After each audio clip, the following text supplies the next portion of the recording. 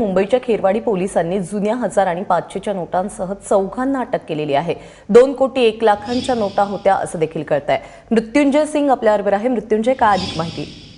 तर काल रात्री 10 वाजता खेरवाडी पोलीस स्टेशनचे जे अधिकारी आहेत त्यांना माहिती मिळाली होती की काही लोक जुने नोट जे 500 आणि 1000चे नोट बंद झालेले आहेत ते घेऊन बांद्रा या परिसरात आहे आणि ते बदलीसाठी आलेले आहेत। या माहितीच्या आधारावर पोलिसांनी एक गाडी थांबवली आणि गाडीची जेव्हा तपासणी केली तर गाडीमधून 2 कोटी 1 लाख रुपयाचे जुन्या नोटा सापडले। हे जे नोट आहे ते 500 आणि 1000चे नोट आहेत जे बंद झालेले आहेत।